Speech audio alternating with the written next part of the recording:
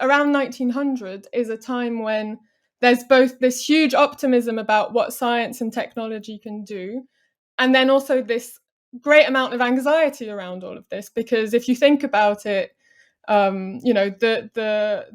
it's what we'll see later in Chaplin's Modern Times film, sort of the alienation that can come with the mechanization of the world. People are starting to feel like science is seeping into parts of their lives that it shouldn't, or that it hadn't before. So there are ways in which sort of psychology is developing, and the mind is being quantified and being sort of analyzed in ways that feel uncomfortable. There's evolution is telling a completely different story about who we are than the one that we'd known previously or that had come through religion.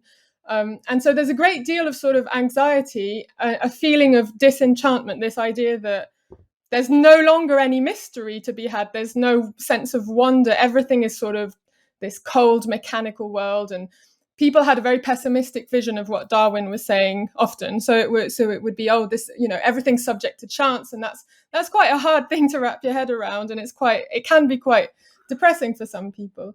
And what Bergson was doing, so he wasn't anti-science, but he was perceived that way, and he was misrepresented that way. But what he was trying to do was to say, science is doing its thing, and it's very important that it does its thing, and it's measuring, it's oriented towards practical results. But what the philosopher can do, because the philosopher can just sit and look at a piece of wax and doesn't have any of these technological practical results needed, the philosopher can take a different perspective on things.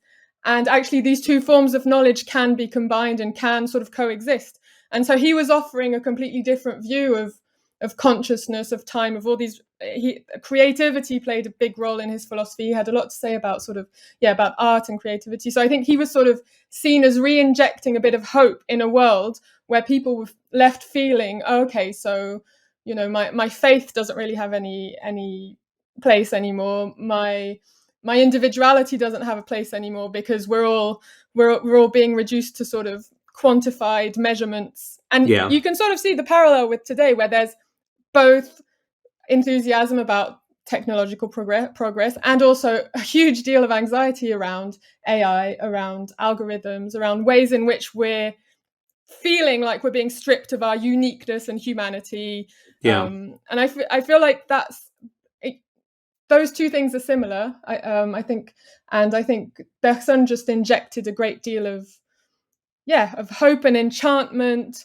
And so his enemies, like Bertrand Russell, then said, oh, this guy doesn't understand anything about science. He doesn't understand anything about mathematics. It's all fairy tales, when actually it's a lot more subtle than that, and a lot less anti-science than what people said, people like Russell said.